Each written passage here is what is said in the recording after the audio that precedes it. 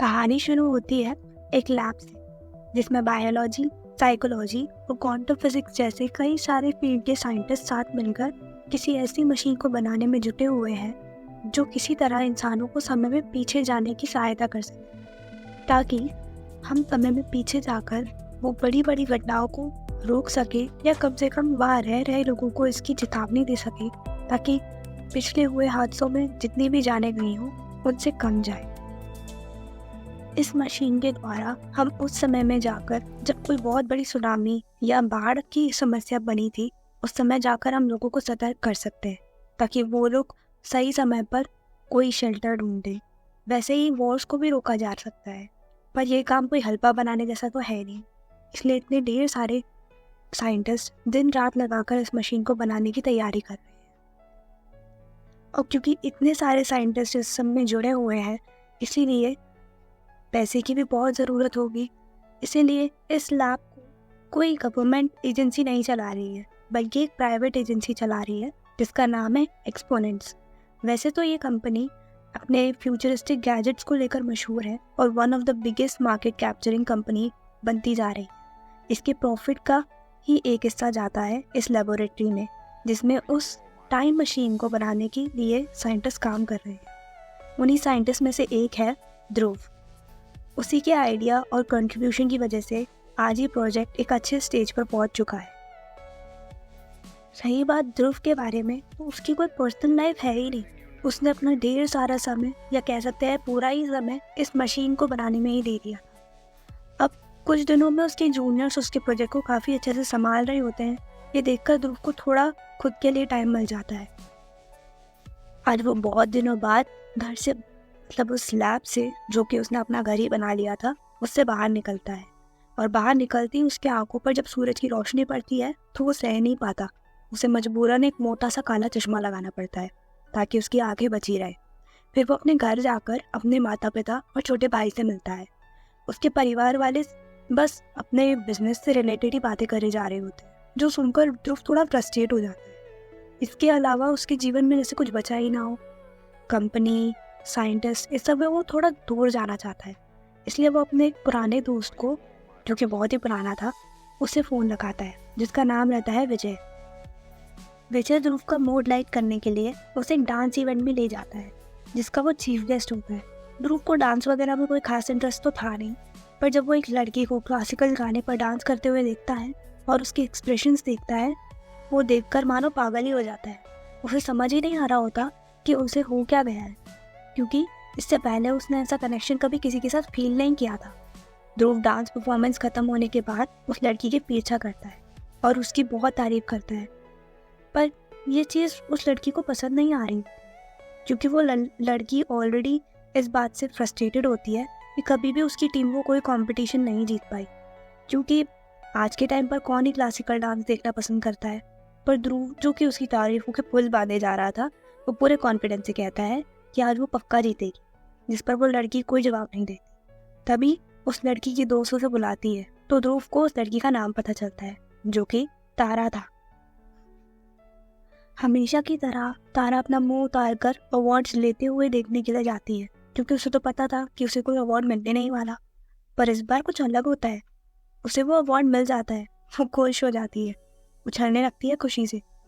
तारा फिर अपने घर के लिए निकलने ही वाली होती है कि ध्रुव वापस उससे बात करने की कोशिश करता है, जिससे तंग आकर तारा कहती है कि वो ऑलरेडी किसी स्टॉकर की वजह से बहुत परेशान है अपनी लाइफ में, तो वो नहीं चाहती कि उसकी लाइफ में परेशानियां और बढ़े। वो हाथ जोड़कर ध्रुव को उससे परेशान ना करने के लिए कहती है और गुस्से में वहाँ से चली जाती है। ये बात ध्रुव को बहुत बेकार लगती है कि उसकी कोशिश की वजह से तारा उसे स्टॉकर समझने लगी और परेशान भी हो गई। अब वो तारा के पीछे पीछे तो नहीं जाता, पर उसके बारे में ही सोचता रहता है। और एक दिन उसे सपना आता है और वो सपने में देखता है कि एक लड़की, जो कि धीमी रफ्तार से एक सड़क की तरफ बढ़ रही है, वो उसे पीछे से आवाज़ भी लगाता है कि वो सड़क की तरफ ना जाए, क्योंकि गाड़ियाँ बहुत सारी थी। बट वो लड़की उसकी सुनती ही नहीं है। वो दौड़ती हुई चली जाती है सड़क पर और एकदम से एक ट्रक के सामने आ जाती है। उस लड़की का बहुत बुरी तरीके से ट्रक से कुचलकर एक्सीडेंट हो जाता है और वो वहीं मर जाती है। ध्रुव झटके से उठता है और कंफ्यूज हो जाता है क्योंकि कोई भी इंसान किसी चीज़ को सिर्फ एक साइड से या कह सकते हैं एक पॉइंट ऑफ व्यू से देख सकता है, पर ध्रुव ने उस एक्सीडेंट को दो तरफ से देखा, एक आगे से और एक पीछे से। वो समझ नहीं पाता कि इस सपने का मतलब क्या था, पर उसकी दर्द की धड़कनें बहुत तेज़ हो जाती हैं, इतनी तेज़ जो उसे खुद सुनाई भी देने लगती है। और थोड़ी देर में उसके दोस्त विजय का फ़ोन आता है। विजय कहता है कि कुछ ही दिनों में एक और डांस कंपटीशन होने वाला है और उसमें भी तारा आएगी और परफॉर्मेंस करेगी। तो ये सुनकर ध्रुव खुद को रोक नहीं पाता, चले जाता है उस इवेंट में। वो इवेंट बहुत ही रिमोट लोकेशन पे होता है, जहाँ जंगल और पहाड़ भी होते हैं। सभी लोग वहाँ इवेंट से एक दिन पहले ही पहुँच जाते हैं ताकि प्रैक्टिस कर सके, और ध्रुव किसी न किसी बहाने से तारा को ही देखने की कोशिश में लगा होता है। पर तारा बहुत परेशान होती है और डरी हुई होती है उस अनजान इंसान की वजह से जो उसे स्टॉप कर रहा होता है। अंदर ही अंदर उसके मन में डर बैठा होता है कि कहीं वो स्टॉकर यहाँ पर भी ना आ जाए। ध्रुव ये देखता है और सोचता है कि ऐसी क्या चीज़ है जो तारा को इतना परेशान कर रही है। प्रैक्टिस करने के बाद जब तारा उस रात अपने कमरे में जाती है तो एक इंसान पूरी तरीके से उसको झपट्टा मार लेता है, उसके हाथों को पकड़ने लगता है, उसे गले लगाने की कोशिश करता है। तारा बहुत जोर से चिल्लाती है, जो सुनकर सभी लोग दौड़ कर आ जाते हैं। ध्रुव सबसे पहले वहाँ पहुँचता है और उस आदमी को पकड़ता है। हाथापाई में ध्रुव के सर पर वो इंसान एक पत्थर मार के भाग जाता है, पर इस हालत में भी ध्रुव सिर्फ तारा की चिंता कर रहा होता है। ये देखकर तारा को बहुत गिल्टी महसूस होता है कि ऐसे लड़के को वो स्टॉकर बुला रही थी और बदतमीजी से बात कर रही थी। वो उसे सॉरी कहती है और उसकी चोट पर मलहम भी लगाती है। धीरे धीरे उनकी बात होनी शुरू हो जाती है।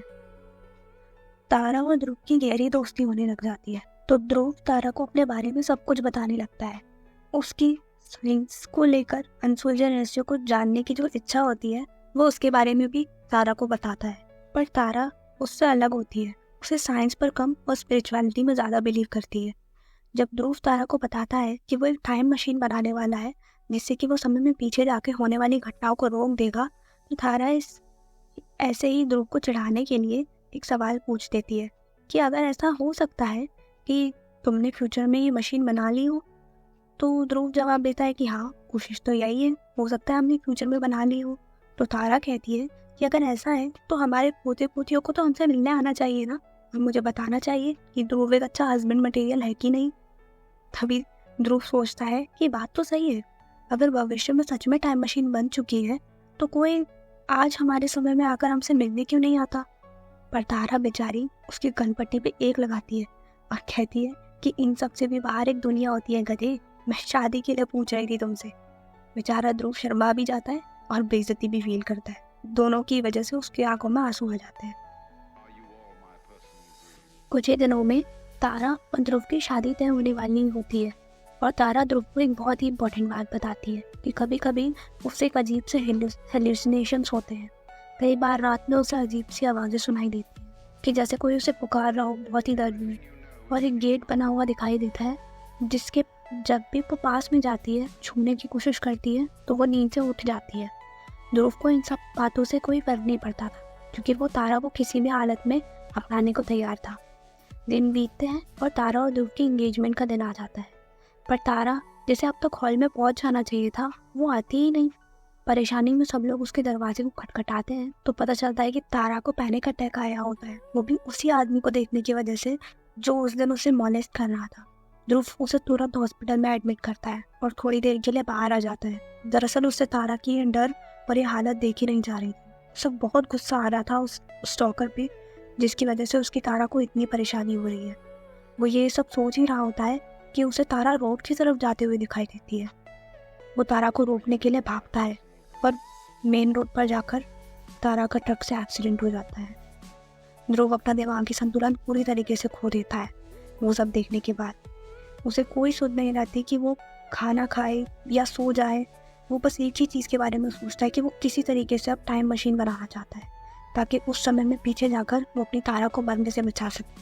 समय बीत जाता है और ध्रुव अब 60 साल का हो चुका है। आज भी वो हर दिन इसी दुख में जीता है कि वो अपनी तारा को बचा नहीं पाया, पर आज उसकी ज़िंदगी का सबसे बड़ा दिन है क्योंकि उसने आज वो मशीन बना दी जो शायद उसकी ज़िंदगी को वापस सुधार सकती है।